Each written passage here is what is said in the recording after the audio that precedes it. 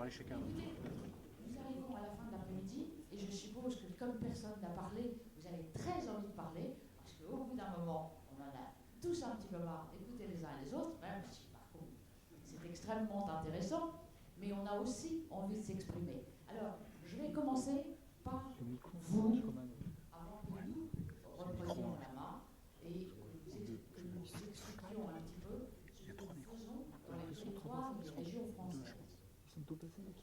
Donc, moi je voudrais avoir des questions des uns et des autres sur le fonctionnement de l'association, comment vous ensuite trouvez, il y a les deux hommes qui vont parler.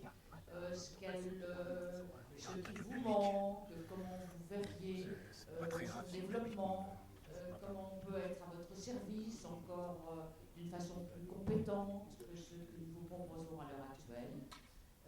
Votre opinion sur la journée que vous avez passée parmi nous, sur les conférences que vous avez entendues.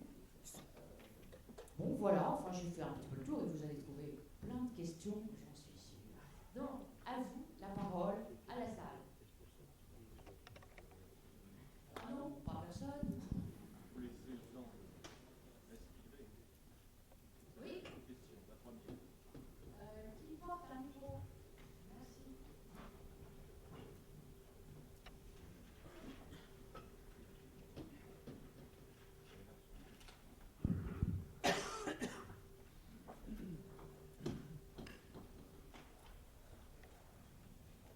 Deux questions. Vous pouvez me donner votre nom, monsieur, s'il vous plaît? Pas tout. Ah oui. Vous entendez? Oui. La première question, c'est combien y a-t-il de journalistes ici? Est-ce que ça va? Pas sur le face. Alors, combien y a-t-il de journalistes En fait, il ici? faut éviter A demandé de M. les Patou. personnes dans la Eh salle. bien, à vrai dire, Pas forcément de heures où ils ne se sont pas présentés à moi, Gardez les sons. mais je crains qu'ils ne soient pas. Et vous filmez que les personnes. Ah oui, Sur la scène en même temps. Ouais. Donc, est-ce qu'une action de l'association pourrait être d'essayer On n'a pas le plan général. d'être plus familier avec les journalistes? Ah, monsieur Patou, là, je veux bien que vous m'expliquiez comment on fait. Voilà, c'est la question que j'ai. Alors, c'est une question bien difficile parce que on a essayé beaucoup de choses. Je pense qu'on finira par y arriver. Elle passe aussi par non seulement la qualité de nos débats, mais elle passe par notre nombre. Et il me semble que plus nous serons d'adhérents, plus nous serons entendus. À l'heure actuelle, nous sommes 250 adhérents. 250 adhérents pour être pris au sérieux, c'est pas possible. Il nous en faut 1000. Alors, à vous tous ici, vous multipliez par 2 ou 3 auprès de vos amis, et à ce moment-là, on arrive à 1 millier, et c'est bon. On a au moins une influence. Parce que même si ces 200 sont tout à fait intéressants, intelligents, convaincus, politiquement et auprès des journalistes, nous ne représentons pas grand-chose. Je suis désolée, mais c'est comme ça. Sauf si vous avez de meilleures propositions à me faire. Je les prends volontiers. D'autres questions?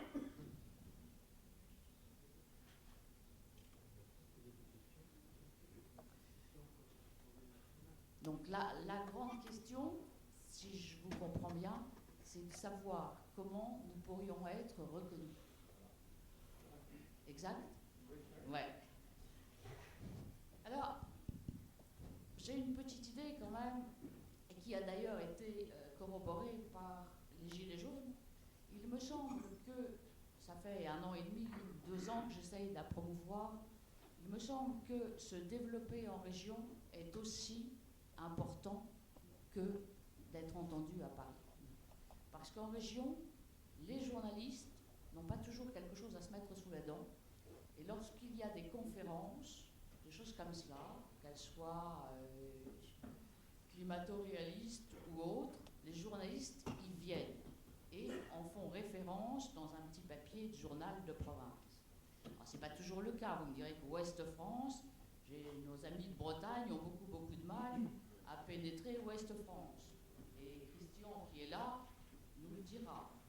Mais bien s'aborder l'agriculture pendant 30 ans, avec application en évitant les militants écologistes bretons.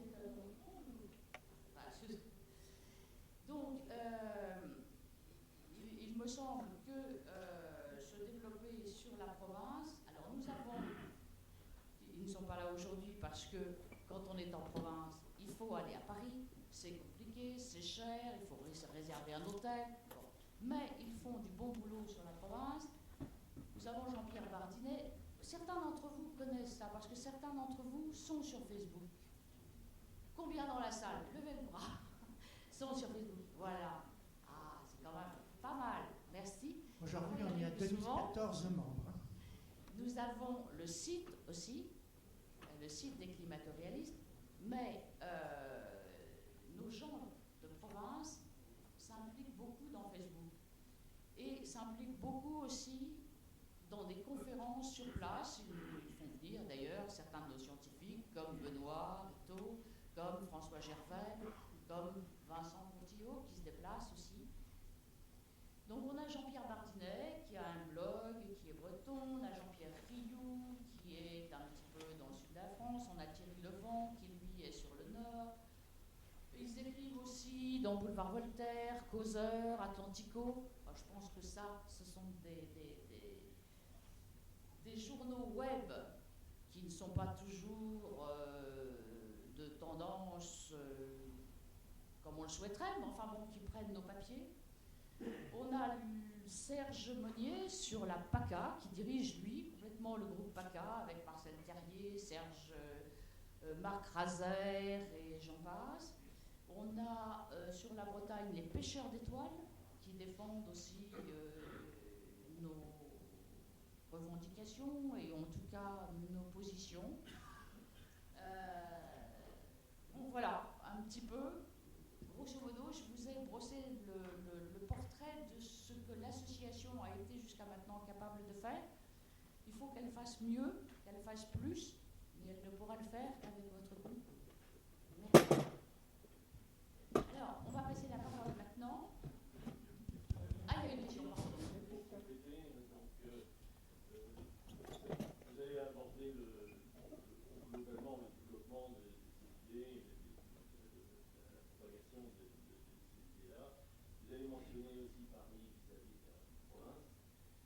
Une question que je me posais, c'est, qui est apparue dans d'autres domaines d'ailleurs, c'est que ce genre de réunion comme celle-ci, est-ce qu'elle pourrait être retransmise sur le web qui permettrait à beaucoup plus grande population d'y accéder en temps réel? Oui, c'est très juste. C'est très juste. Il faudra qu'on y réfléchisse. Ça demande un bon technicien, ça demande de petites choses, mais c'est pas très cher. Ça se banalise. Vous avez là parfaitement raison. Tout à fait. On va y penser. Par exemple, moi je viens de Strasbourg, c'est vrai que bon, je suis suivre ça derrière mon PC,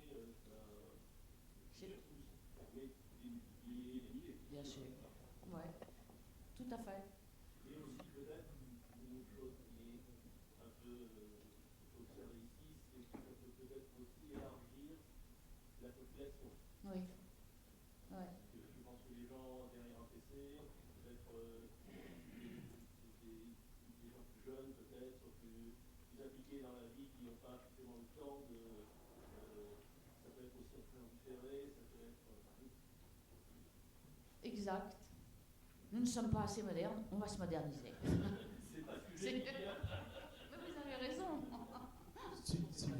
J'aurais eu deux questions. Oui, s'il vous plaît. Oui, j'aurais eu deux questions. Une première qui rejoint celle de l'intervenant précédent, savoir si les interventions, les contributions de cette journée vont être accessibles. Oui, elles vont être accessibles sur le site. Sur le site, très bien.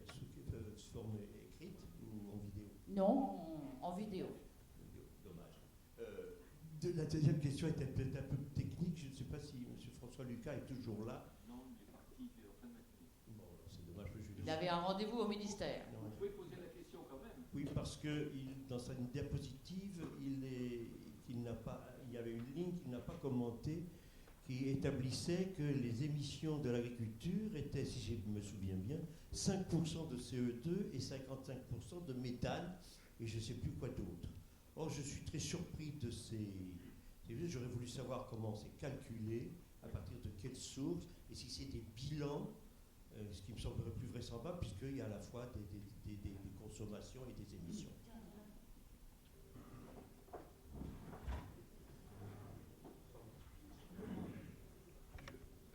Je ne sais pas comment les calculs ont été faits, mais si vous voulez formuler la question et laisser votre adresse mail, par exemple, je le lui transmettrai et on vous répondra sur l'origine la source de ces données et comment les calculs ont été faits.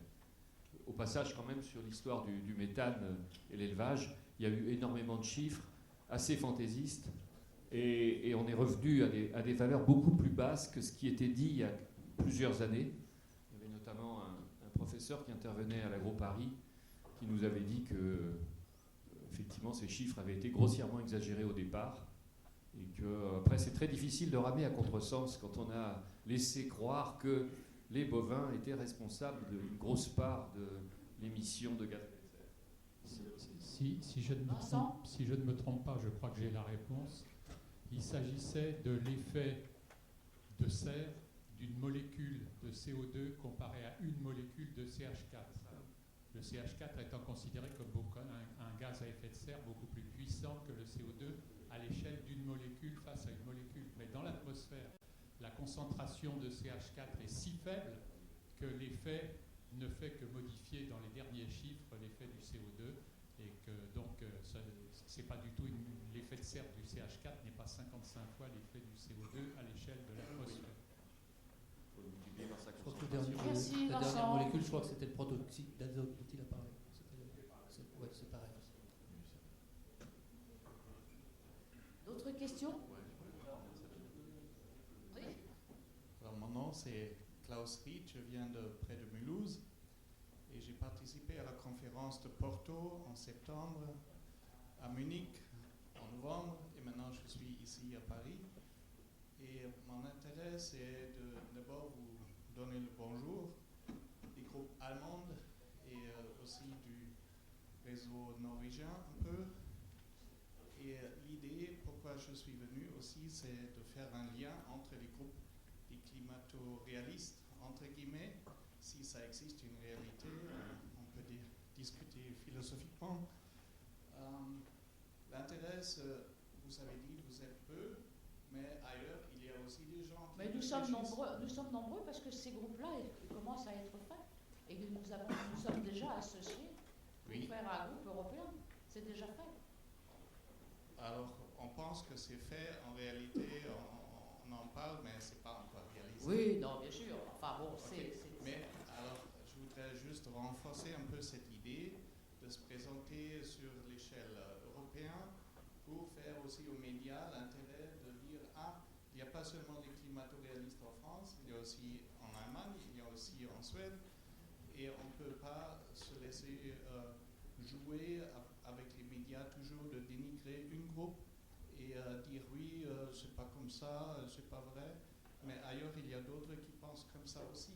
Et ça fait un peu une impression plutôt européenne ou peut-être globale aussi, que comme le climat est global et européen aussi. Ok, merci beaucoup. Je pense que dans la suite des réflexions qu'on est en train d'avoir sur la mobilité, si une des solutions ce ne serait pas d'avoir de temps en temps un débat avec une personne qui n'est pas une climato-réaliste, mais qui est une personne bien disposée, je dirais, ou ouverte d'esprit, de tête d'affiche. Je pense à Elisabeth Lévy, par exemple, qui a eu une certaine réaction à la télévision, montrant qu'elle n'était pas forcément tout, mais elle était prête à dialoguer. Donc, dans, par exemple, une journée comme ça, on puisse avoir un débat, ça crée du monde qui parle, et ça crée forcément de la visibilité. Dès qu'il y a une tête d'affiche, les gens écoutent, les gens viennent. C'est une petite tête d'affiche, hein, quand même. Mais... je pense à elle parce que ça peut être, je pense que c'est peut-être quelque chose qui je pense qu'au lieu de refaire des très grandes COP comme ça, d'abord parce que les COP, elles commencent à s'arrêter, la COP 24, ça n'a pas été un succès, il serait intéressant pour nous de faire plusieurs séquences dans l'année. C'est une question qu'on envisage, et pourquoi pas, à cette occasion, un dialogue, voilà, oui, qui serait retransmis pour faire plaisir aux gens de province, en temps réel, sur le web. J'ai bien compris. Un petit mot de complément sur cette idée de visibilité. C'est quelque chose qui revient souvent, alors pas seulement ici, mais effectivement à la conférence de Porto, à la fin, dans la table ronde finale, c'était c'est bien, on est bien tous ensemble, mais comment on fait pour se faire voir? Alors il y a quand même aussi aujourd'hui quelque chose qui est possible, c'est d'aller sur les réseaux sociaux. Et donc, il faut comprendre que l'association, on est une petite structure, on n'a pas beaucoup de moyens. Donc évidemment, on écrit aux journalistes, évidemment, on essaye de passer un papier de temps en temps. C'est très difficile. Régulièrement, alors Rémi Prudhomme qui n'est pas là, il écrit beaucoup de choses très bien. Régulièrement, il se dit je vais essayer de le publier ici ou là. Moi aussi, ça m'arrive. Et ça marche très rarement. Il ne faut pas se faire trop d'illusions sur ce que les journalistes feront. Mais on a les réseaux sociaux, on peut se faire connaître. Les Gilets jaunes ont commencé sur Facebook. Bon, on peut aussi le faire, mais il faut aussi comprendre qu'on ne peut pas le faire tout seul, nous. Et que c'est bien de nous proposer des idées, mais on a aussi besoin que tout le monde aille sur les réseaux sociaux, fasse passer le message. Pour l'instant, on ne peut pas tout faire de notre côté. Et de toute façon, les médias nous écoutent assez peu. Donc, si on a quelque chose, nous, à demander, peut-être, c'est que vous, de votre côté, vous essayez aussi. Donc, vous n'attendiez pas tout de nous. Et puis si on veut défiler un jour, il faut qu'on soit tous ensemble. Et ça, c'est pas commode, hein, parce qu'à 200 adhérents, si vous défilez derrière une pancarte, ça marche pas. Donc, messieurs, mesdames, multipliez-vous. Voilà. Oui, des questions. Est-ce que les milieux universitaires sont sensibles à cet aspect à la fois scientifique, économique, je dirais pas politique, mais au niveau de cette importance de nos idées, de ce dont nous avons débattu aujourd'hui et qui est assez varié dans les facettes que nous avons abordées. Alors, est-ce qu'il y a des universités plus sensibles que d'autres? Est-ce qu'on peut faire un effort vers chaque université qui représente chacune une région, une province? Alors, écoutez, ça, je pense que Vincent Portillo peut répondre, Benoît, qui est de l'université, peut répondre, mais je pense que c'est un peu comme les milieux politiques. Hein. En France, ils sont assez fermés à nos idées. Moi, j'ai Pas mon monsieur expérience. Guettigol. Ah oui? Oui. Peux-tu me montrer ce que j'étais prévu pour la table ronde? Jacques Iruste, qui est notre représentant en Bourgogne et qui va nous faire un petit exposé tout à l'heure sur les déchets nucléaires. Alors vas-y pour l'instant. Oui, donc j'avais, en dehors de mes activités à EDF, donc j'enseignais aussi à l'université et j'avais un cours sur l'énergie, production électrique et environnement que je faisais à la fois à l'université d'Artois, l'école des mines de Nancy et l'université de Nancy. Et l'université d'Artois, bon, ça va, je vais peut-être faire le cours d'ici quelques semaines, quelques mois. Mais par contre, à Nancy, du jour au lendemain, j'ai été viré sans aucune explication. Donc je pense que ma manière d'aborder les énergies dites renouvelables et le problème du climat n'était pas vraiment apprécié des autorités, disons, de l'université et de l'école. Bon, j'avais proposé de le faire gratuitement, mais même ça, non. Bon. Vincent Portillo, tu as peut-être une réponse à nous apporter sur la pénétration des milieux universitaires. Toi qui as essayé pendant longtemps. Elle est faible au niveau scientifique. Les chimistes et les géographes font partie des groupes disciplinaires qui sont plutôt intéressés par ce que nous faisons, alors que les physiciens et une partie des matheux sont très opposés. Donc c'est assez curieux de voir qu'il y a une dépendance. Les chimistes en particulier disent qu'ils connaissent bien ce à travers quoi nous passons, parce qu'avec les produits pharmaceutiques, ils sont accusés de tous les maux du monde depuis longtemps. Donc le comportement des journalistes en particulier leur est familier. À l'Académie des sciences, par exemple, ce que je viens de dire est vrai. Il y a quelques chimistes, et en particulier la section de chimie, regarde les choses avec un air sympathique, mais personne n'oserait le dire devant un journaliste. Merci. Merci. Oui. Allez-y. C'était juste une suggestion, si je peux me permettre. Ah, pardon. J'ai une petite dame. Pour une fois qu'il y a une dame. Je fais pas le féminisme, mais... C'était justement pour rebondir sur l'idée de manifester. Mais justement, les Gilets jaunes manifestent et peut-être qu'il serait bon d'aller assez massivement avec eux pour dire quelle est la cause de l'augmentation de toute cette énergie et finalement quel est le non-fondement de tout ça.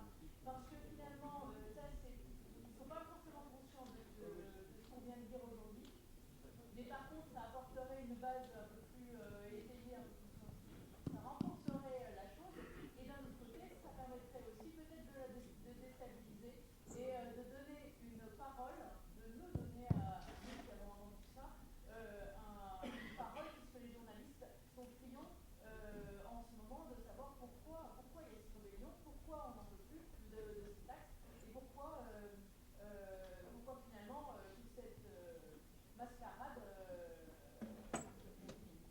Oui, alors nous avons là-dessus 2 ou 3 expériences qui ont été très positives de nos gens de province qui se sont rendus sur les ronds-points ou choses comme ça pour expliquer notre position, c'est-à-dire exactement ce que vous proposez avec gentillesse. Et ça a été très très bien reçu. C'est-à-dire que les gens qui manifestaient contre la hausse, au tout début, contre la hausse du carburant et des choses comme ça, ne savaient pas, manifestaient contre cette hausse, mais ne savaient pas pourquoi il y avait cette hausse. Et nos adhérents ont essayé d'expliquer dans votre sens pourquoi. Et ça a très bien marché. Donc ça aurait été une expérience à étendre beaucoup plus sur le territoire. Même, je veux dire, ça serait, c'est pas ça aurait été, ça je pensais que ça va continuer longtemps. Non, je pense qu'après Noël, ça peut très bien reprendre. Ah, c'est possible. Bah, nous verrons. Pourquoi pas. Oui. Je suis allé sur les ronds-points pour expliquer la position de l'association, mais je me suis heurté à leur contradiction, c'est-à-dire qu'ils contestent bien entendu la taxe carbone, mais ils sont aussi extrêmement sensibles au catastrophisme écologique. Et ils ne sont pas prêts dans des normes. D'autant que c'est une population, à part les traités, qui est quand même globalement relativement jeune. Et on a beau discuter, c'est pas la même.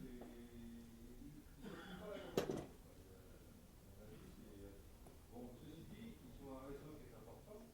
Et les contacter et leur donner des arguments sur les réseaux qu'ils entretiennent, ça peut finir par faire fleurir un peu les idées qu'on développe.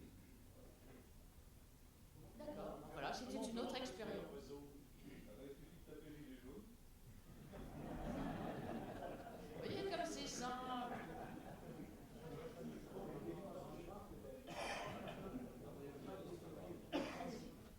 Oui, je suis Philippe Delarminat. Je voulais revenir sur l'impact universitaire, où j'ai une toute petite expérience. J'ai eu l'occasion de faire des exposés devant 2 groupes de recherche du CNRS, devant des assistances qui étaient vraiment du tout venant, qui n'avaient aucune raison d'être favorables a priori. Et je dois dire que mes exposés, qui étaient généralement très techniques, basés sur le livre que j'ai écrit, ça a été bien reçu. Je n'ai jamais eu d'hostilité, mais je crois que si on veut avoir un impact sur les milieux universitaires, il faut avoir des publications dans des revues, un comité de lecture. J'en ai fait une, mais en passant par une revue de théorie des systèmes qui est ma spécialité initiale, et je me demande comment j'arriverai jamais à faire passer quelque chose dans une revue orientée vraiment climatique. Voilà. Philippe, vous pouvez citer votre livre, le titre de votre livre, s'il vous plaît? Le titre de mon livre, il y a 2 versions, une version française et une version anglaise qui est parue chez Wiley. C'est réchauffement climatique, identification et projection. Et puis le papier dans une revue, eh bien, qui est d'ailleurs sur une table à l'extérieur, quelques exemplaires. Il est en anglais, mais c'est l'identification du système climatique versus la détection et attribution. La détection et attribution étant la technique maison du GIEC, dédiée spécialement à l'attribution au réchauffement climatique, c'est écrit en toutes lettres, des détections et attributions du réchauffement climatique d'origine humaine. Donc l'origine humaine est citée dans la définition même de la technique du GIEC. Bien, merci infiniment. Oui, Christian. Oui, j'ai une question. J'ai entendu dire que l'argument le plus efficace contre les éoliennes était de dire aux propriétaires que les frais de rétablissement à l'état antérieur sont à sa charge. C'est-à-dire qu'il faut retirer 800 tonnes de béton de son terrain à lui et que c'est sûrement pas gratuit. Environ 400 à 600 000 euros par éolienne, d'après les devis.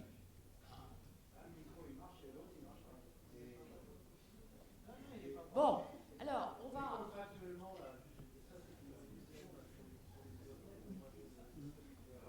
Fort. On met. Oui, il arrive. À mon petit niveau, j'ai fait une conférence février dernier sur le climat où j'essayais d'exposer comment dirais-je, les contradictions entre les observations et ce qu'on nous dit. Moi, j'ai fait beaucoup de modélisation dans ma profession, donc j'essaye de démontrer que tous les modèles sont faux. D'ailleurs, le GIEC le dit lui-même que ces modèles sont faux. Bon, après, il y a la désinformation. Je vais refaire un exposé, alors, à l'université, mais à l'université du temps libre, chez les retraités à Pau. Mais je vais faire ça dans l'enceinte de l'université, donc je ne sais pas comment je vais être reçu. Parce que le premier exposé que j'ai fait, je l'avais fait dans l'enceinte d'un centre d'activité scientifique. Là, j'avais que des scientifiques devant moi et j'avais été assez bien reçu. Et je vais en faire un deuxième d'ailleurs sur justement ce que j'appelle moi les biais des énergies renouvelables. Mais dans notre position, on n'a pas le droit à l'erreur. Monsieur Michael Mann, il a pu raconter toutes les conneries qu'il voulait, il est toujours sur le devant de la scène. Vous, si vous allez dans une assemblée de gens, il va y avoir l'opposition. La prochaine, je suis sûr qu'il va y avoir l'opposition. Je n'ai pas le droit à l'erreur, je suis obligé d'avoir des références très précises, qui d'ailleurs me condamne souvent à faire des exposés relativement longs, parce que je ne peux pas me contenter d'un Jouzel qui dit « il est clair que ou « on sait que ». Moi, je ne peux pas dire des choses comme ça. Je suis obligé à chaque fois que je dis quelque chose et notamment sur les renouvelables, justement, il y a un renseignement qui me manque, c'est qu'effectivement, ce que vous dites, je l'ai lu, c'est 400 000 à 600 000, mais contractuellement, qui c'est qui va les payer dans les contrats? Comment sont établis les contrats? C'est la société, mais comme elle sera en faillite, c'est après le bail, le propriétaire du champ. C'est le propriétaire du champ qui, en définitive, sera propriétaire de la friche industrielle et à lui de la remettre en état. C'est-à-dire que dans 15 ans, dans 20 ans, la société de toute façon n'existera plus. Oui. C'est ce qui se passe aux États-Unis. Là, on a des photos d'une ferme, puisqu'on utilise le mot ferme pour éolien, ça fait joli, où on voit que des cadavres et puis que personne n'enlève. Donc, à terme, surtout que quand il n'y aura plus de subventions, peut-être qu'un jour il n'y aura plus de subventions, ça ne vaudra pas le coup de les réparer, j'imagine. Dans les régions comme la Bourgogne ou la Lorraine, il y a relativement peu de vent, c'est pas rentable. Ah ben moi j'ai la chance d'habiter une région où il n'y a pas d'éolienne tellement il n'y a pas de vent. On va pas trop s'apesantir sur les éoliennes, parce qu'il est passer. déjà moins 20, on en a pas mal parlé dans la journée quand même. Donc Jackie, si tu veux bien aller faire la petite conférence sur les déchets nucléaires. Bah, il est moins 20. Mais on reviendra après. Ne vous inquiétez pas. On a jusqu'à 6 heures. Ça va. On a encore 20 minutes.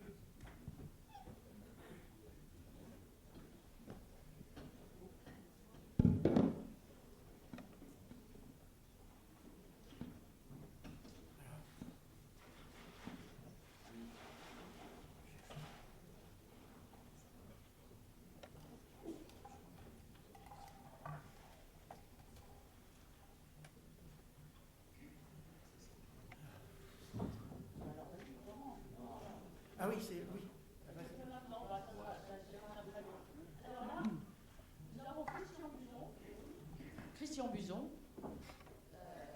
qui est membre de notre bureau et qui est représentant en Bretagne, enfin qui a une entreprise en Bretagne, qui va nous parler de l'Ukraine et des projets qu'il a sur un think tank écologique.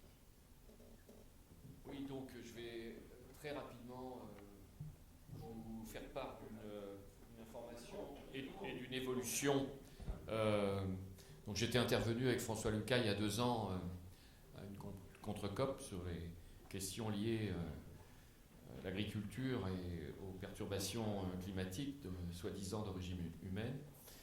Là, je vais vous parler. Alors, Christian Stoffels et Max Falk étaient intervenus à la contre-COP l'année dernière pour parler de l'association ICREI, qui est donc un centre international de recherche sur les problèmes environnementaux, qui a déjà qui s'est créé en 92 et dont le siège social se situe à l'université d'Aix-en-Provence, avec des professeurs d'économie d'ailleurs, notamment Pierre Garello qui était à l'origine.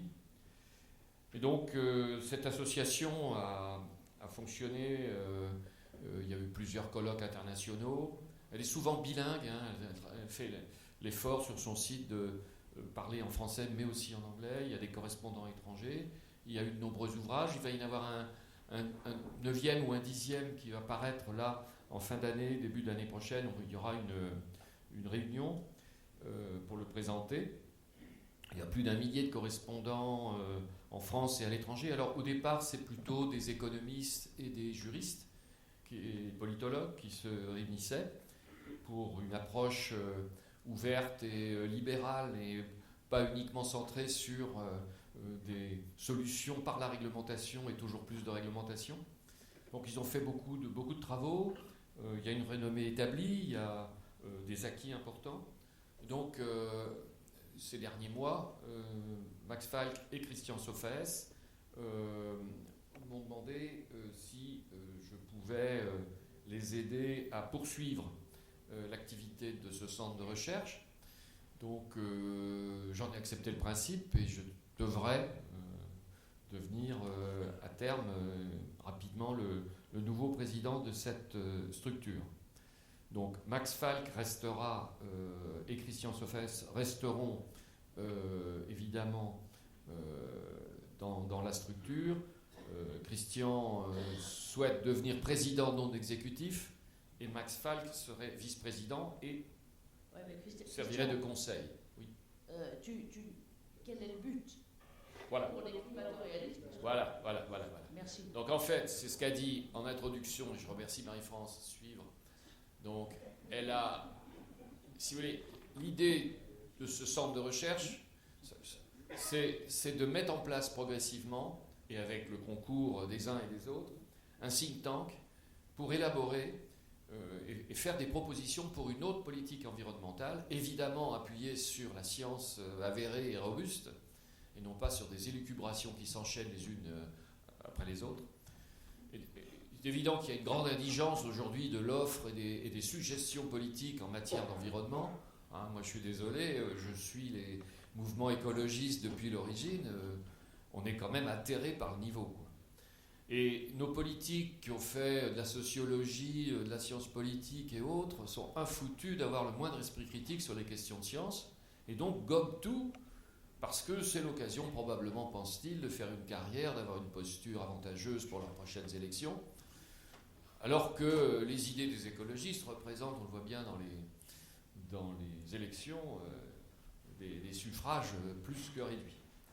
Donc les jeunes ont subi de la maternelle à Bac+10 un catéchisme écologiste invraisemblable, on a perdu l'esprit critique, il est important de restructurer et de reproposer une approche raisonnable, juste, équilibrée, pondérée, qui puisse émettre des hypothèses mais qui les vérifie et qui, quand il met en place des idées, se donne les moyens de vérifier l'effet de ces actions, et y compris quand il y a une idée, mesure politique ou autre, essayer au préalable d'apprécier correctement sa faisabilité et d'apprécier correctement les impacts de ces mesures. On ne peut pas adopter des mesures sans en avoir correctement apprécié les prémices, écarter ce qui n'est pas juste,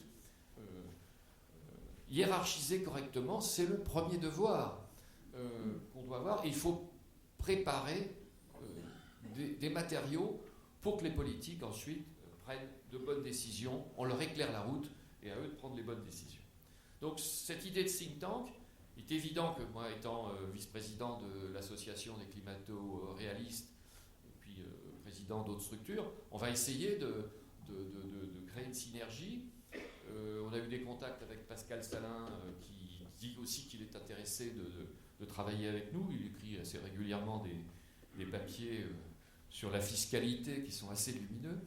Voilà, donc aborder enfin l'environnement réel, appuyé sur une science solide, qui n'est pas idéologique, et trouver donc des solutions et apporter aux politiques finalement des orientations qu'ils n'ont pas aujourd'hui. Parce qu'ils vont chercher des idées on ne sait pas où, et en général elles sont assez médiocres. Voilà. Donc ça c'est le projet, c'est du travail. Il y aura des colloques. C'est la future... C'est la future structure ICREI.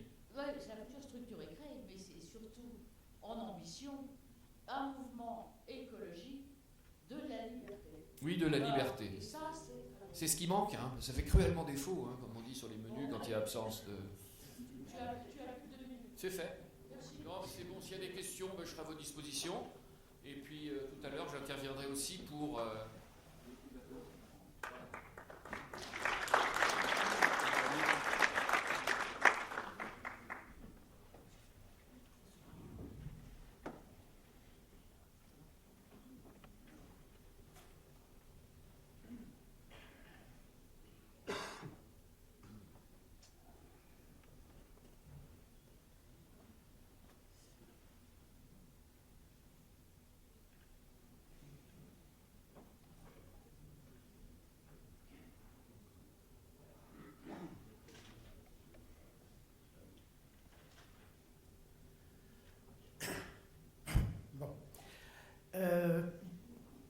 On a parlé beaucoup d'énergie nucléaire et en fait, il faut bien reconnaître qu'il y a énormément de méconnaissances. Je crois que le problème du nucléaire, c'est la désinformation et plutôt la mauvaise information. En particulier, les déchets nucléaires qui sont considérés comme un problème pour le nucléaire. Et on dit énormément de choses, alors on est envahi par les déchets nucléaires. Comme disait la spécialiste, entre guillemets, environnementale d'RTL, ils sont dangereux pendant des millions d'années. Donc je vais essayer, en quelques transparents, de faire un peu le point sur ces déchets, montrer leur origine et comment on les gère.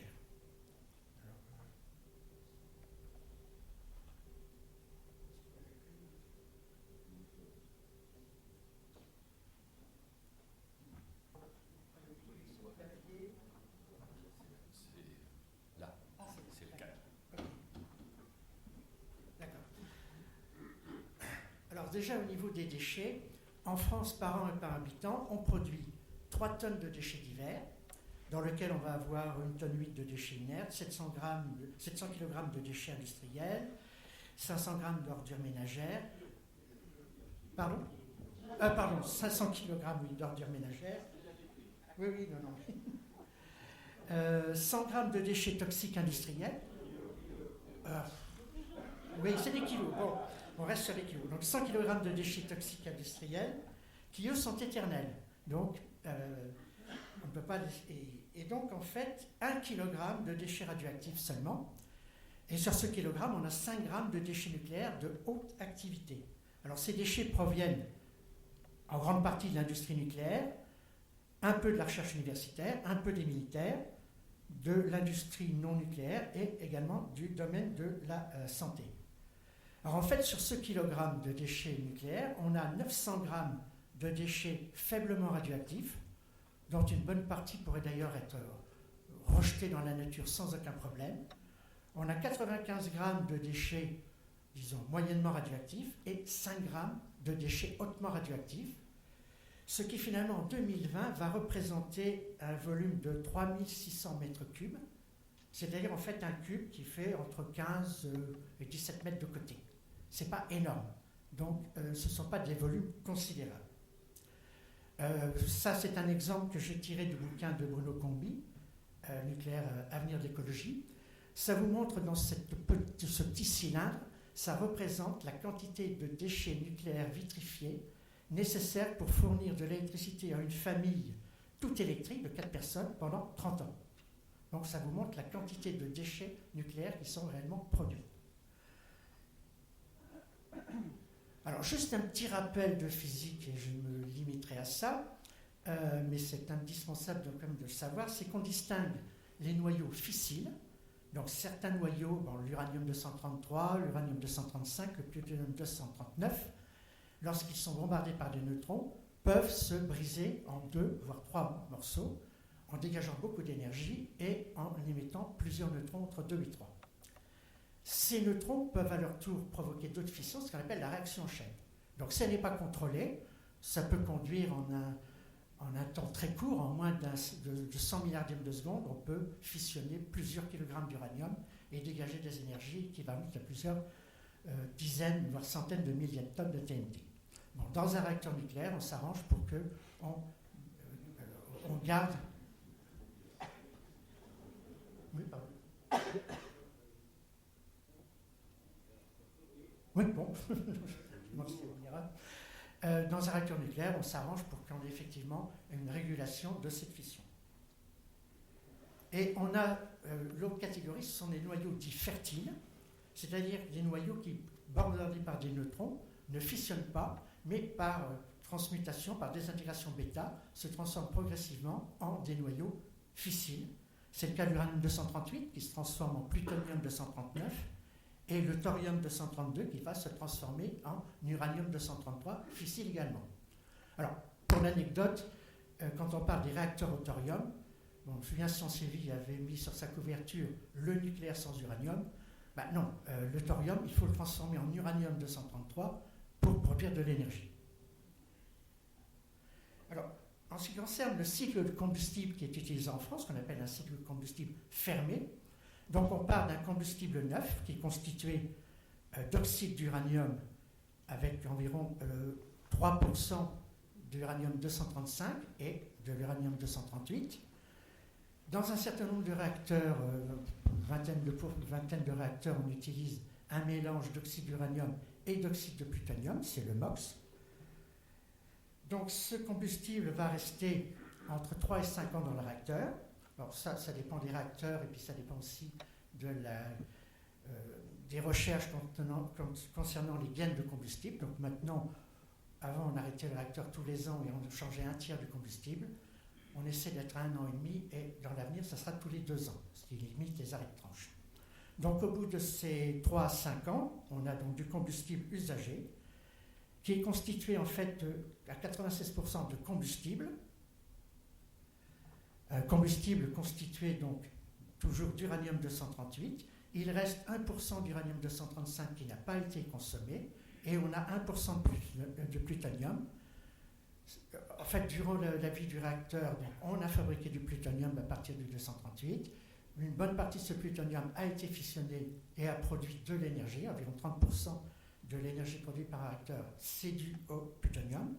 Ce plutonium, en fait, est constitué à peu près un peu plus de moitié en 239, mais on a aussi environ 24% de 240. Alors, il y a du 241, 242. Ce plutonium 240 est très instable, il fissionne spontanément. Donc ce plutonium qu'on récupère dans un réacteur électronucléaire n'est absolument pas apte à des applications militaires. Pour faire, disons, un plutonium militaire, il faut un maximum de 7%, voire plutôt 5% de plutonium 240. Donc il n'y a aucun risque de prolifération de l'arme nucléaire à partir des réacteurs électronucléaires. Et puis 4%, ce sont les déchets, constitués pour 3,9% par les produits de fission et pour 0,1% par ce qu'on appelle les actinides mineurs. Alors un actinide, c'est donc un élément transuranien. Le plutonium est un actinide, mais majeur. Là, c'est des actinides mineurs, c'est-à-dire du neptunium, du curium, de l'américium, du berkélien éventuellement. Et ce sont ces déchets qui vont être donc retraités. Alors l'intérêt d'avoir adopté le cycle fermé, c'est que d'une part, on va recycler 96% des déchets. Ça permet d'économiser des ressources puisqu'on récupère de l'uranium-235 et du plutonium qui vont servir à faire du combustible. C'est relativement économique en énergie, mais ça va permettre aussi, on le verra, de diminuer considérablement la toxicité et la durée de vie des déchets. Alors, de quoi sont constitués ces déchets? Bon, je vous l'ai dit, donc, le phénomène de fission conduit à des produits de fission. Alors, ces produits de fission, on voit qu'ils se répartissent donc sur deux grandes courbes. Ce qu'il faut savoir, c'est que 73% de ces produits de fission sont constitués soit par des éléments à vie très courte, moins de 10 ans, c'est-à-dire en fait des éléments qui vont, le combustible usagé est d'abord stocké en piscine du réacteur pendant plusieurs années, puis il va à l'AG où il est de nouveau stocké en piscine avant le retraitement, ce qui va permettre d'éliminer complètement ces radioéléments à vie très courte qui disparaissent. Et on a donc les autres éléments, sont stables. Donc 73% en fait ont disparu au moment, ou en tout cas ne sont pas radioactifs, au moment où on va faire le retraitement. 10% ont des périodes supérieures à plusieurs milliards d'années, donc on peut les considérer comme parfaitement inoffensifs et stables, et les autres ont des périodes, alors 7% des périodes entre 10 et 100 ans, et il y a 10% qui ont des périodes beaucoup plus longues, de plusieurs milliers d'années. Ce sont eux qui sont en fait problématiques. Quant à la capture donc, de l'uranium-238 va nous conduire aux actinides mineurs, qui eux donc sont en faible quantité, 850 grammes par tonne d'uranium, contrairement aux produits fissants, c'est 30 kg par tonne d'uranium, donc, sont constitués essentiellement donc, de néptunium, d'américium, thurium, et ce sont des éléments à vie relativement longue, puisque ça va de quelques milliers d'années à plusieurs centaines de milliers d'années, voire millions d'années. Et donc ce sont eux qui vont en fait poser des problèmes au niveau de durée de vie des déchets. Alors quels sont ces déchets nucléaires, ce kilogramme de déchets nucléaires? Eh bien, on a d'abord une première catégorie qu'on appelle les très faibles activités. Cela représente 11% du volume, mais quasiment 0% de la radioactivité. Bon, ils sont stockés actuellement dans des containers béton à Morvilliers dans l'Aube. Alors, pourquoi on les stocke? Tout simplement parce que les directives ou les lois relatives aux déchets nucléaires n'ont pas précisé le niveau d'activité. Dans la plupart des pays, ces déchets sont rejetés dans la nature sans aucun problème. Bon, en France, Ségolène Royal n'a pas jugé utile ou n'a pas pensé à mettre un niveau de radioactivité. Donc tout ce qui va dans une centrale nucléaire ou qui en sort est un déchet nucléaire, même si ce n'est pas radioactif. Ensuite, nous avons donc les déchets de faible et moyenne activité, donc c'est des déchets de catégorie A. Nous avons les déchets de catégorie B, qui sont des déchets de faible activité à vie longue, et les déchets de moyenne activité à vie longue. Donc les premiers représentent 0,07% de la radioactivité, mais 80% du volume. Les autres représentent des radioactivités relativement plus importantes, 0,01 jusqu'à 4%, avec des volumes qui sont moins de 5%. Et ce qui pose problème, alors ils sont stockés en béton à Soulaine, à côté de Troyes dans l'Aube. On peut très bien visiter d'ailleurs ce site de stockage, c'est aucun problème. Donc ce qui est considéré vraiment comme des déchets radioactifs, ce sont les déchets de classe C, haute activité. Cela représente 0,1% du volume, mais 96% de la radioactivité. Et c'est cela donc que l'on va vitrifier et pour l'instant stocker à la Hague en attendant une décision. Bon, donc fin 2013, vous voyez que ces déchets de haute activité, c'était 3200 mètres cubes au total. Alors, en ce qui concerne la durée de vie des déchets, ça c'est une question que l'on pose souvent.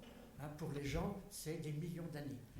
En confondant en fait deux choses, la période radioactive et l'activité. Alors, ce sont deux choses qui sont opposées. Plus un élément a une durée de vie longue, et moins il sera actif, donc moins dangereux. De l'uranium naturel, période de 4,5 milliards d'années, vous pouvez le tenir dans la main, ça ne présente aucun danger. Le combustible neuf, les gens les transportent comme ça ne présente aucun danger. Bon, ce qui sera dangereux après, c'est effectivement le combustible usagé. Alors, il y a deux politiques possibles. Il y a le cycle ouvert, donc qui est pratiqué par les États-Unis, la Suède, la Finlande, le Canada, où le combustible usé est considéré comme un déchet, donc il est stocké avec donc les produits de fission, mais le plutonium et les actinides mineurs. Et donc là, on a une durée de vie très longue, parce que bon, le plutonium, c'est 24 000 ans de période. Alors 24 000 ans de période, ça veut dire qu'au bout d'une période, ça a été divisé par 2, au bout de 2 périodes par 4, au bout de 10 périodes, l'activité est divisée par 1000, et 20 périodes par 1 million. Bon. Donc on va dire au bout de 10 périodes, il ne reste plus grand-chose. Mais 24 000 ans, ça fait quand même beaucoup. Donc on peut estimer la durée de vie. Alors ce qu'on appelle durée de vie, c'est lorsque la radioactivité a rejoint le niveau moyen, celui de la terre ou du minerai. Donc totalement considéré comme inoffensif. Dans ces conditions, la durée de vie est de 300 000 ans. Lorsqu'on utilise le cycle fermé, comme en France, le Japon, la Russie, la Grande-Bretagne, on récupère le plutonium, donc on ne jette, en quelque sorte, on ne retraite que les produits de fission et les actinides. Et dans ce cas-là, on a une durée de vie qui est estimée à 10 000 ans. Sachant qu'au bout de 100 ans, on a perdu 90% de l'activité. Et au bout de 1000 ans, 99% de l'activité. Donc ça chute quand même très vite. Et après, bon, ça descend plus lentement. Alors dans le futur, avec les réacteurs de 4e génération, qui sont soit des réacteurs à neutrons rapides, soit éventuellement les réacteurs à sel fondu utilisant le thorium, on va soit, avec le thorium, on ne produira pas d'actinides, avec les réacteurs rapides, on va réutiliser les actinides, les incinérer, entre guillemets, dans le réacteur, de même que certains déchets radioactifs pourront être incinérés. Par exemple, le technétium 99, qui a une période de 300 000 ans, si vous le bombardez avec des neutrons rapides, il se transforme en technétium 100, qui lui a une période de 3 minutes, pour arriver à un isotope stable. Donc, tous ces déchets radioactifs seront détruits au fur et à mesure dans le réacteur. Et là, avec ces réacteurs du futur, on arrive à une durée de 300 ans seulement. Bon, et en plus, on va réduire très fortement la quantité de déchets radioactifs. Alors, qu'est-ce qu'on va faire de ces déchets? Bon, pour l'instant, ces déchets sont stockés à La Hague, donc dans des piscines. Bon, on les laisse tranquillement, en attendant donc la solution. Et la solution qui a été adoptée, c'est un stockage pour de très longues durées, en essayant aucune interaction avec la biosphère. Donc, on utilise des sites géologiques relativement stables, alors soit des sites argileux, c'est la solution qu'on a utilisée en France, soit des sites granitiques. Il y a eu également les États-Unis ont utilisé également des mines de sel.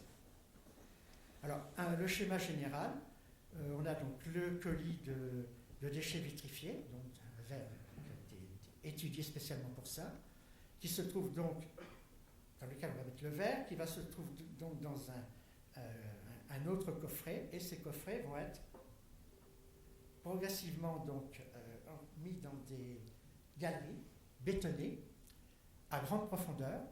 Donc le but, c'est d'obtenir le maximum de barrières entre le déchet radioactif et l'environnement. Donc la première barrière, c'est le colis lui-même, puis ensuite on a la barrière, c'est le béton, et la troisième, c'est la barrière géologique. Alors, le laboratoire de recherche est à Bure actuellement.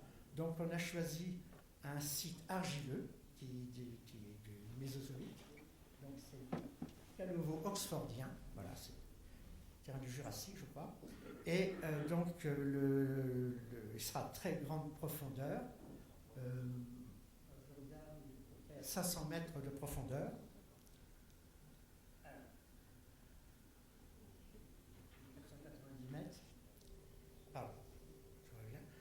Donc actuellement, ce centre d'expérimentation ne contient pas de déchets radioactifs. Il sert simplement à étudier les interactions qu'il peut y avoir entre le béton et l'argile et la stabilité du site. Alors, bon, en guise de conclusion, donc, par rapport à ce qu'on entend en permanence dans les médias, donc, la quantité de déchets n'est pas immense, on n'est pas submergé de déchets. Je vous l'ai dit, la haute activité, c'est 5 grammes par an et par habitant, donc ça représente des volumes de quelques milliers de mètres cubes. Donc c'est parfaitement gérable. Bon, pour les autres déchets, on a des volumes plus importants, mais représentant très peu de radioactivité, et même pour certains, aucune radioactivité. Alors, on dit aussi les déchets ne sont pas contrôlés, on ne sait pas quoi en faire, etc. Non, c'est faux. La technique de la vitrification est parfaitement au point. D'autres solutions sont envisagées avec des minéraux. C'est stabilisé. Il n'y a aucun souci de ce côté-là. Alors, contrairement aussi à ce qu'on dit, ils vont être dangereux pendant des millions d'années. Non.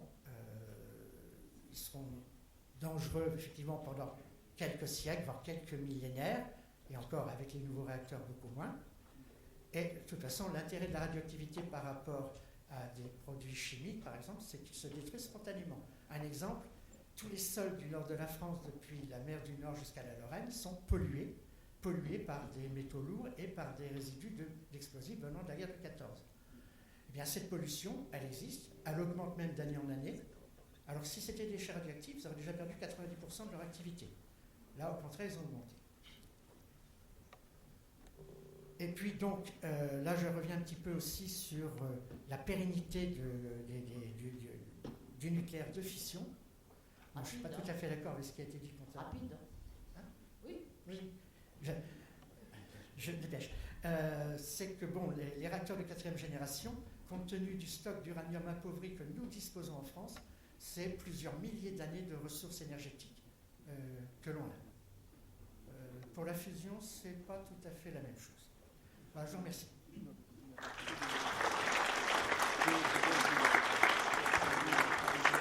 Merci beaucoup, Jackie, de cet exposé qui nous a expliqué qu'au fond, il ne faut pas avoir peur du nucléaire.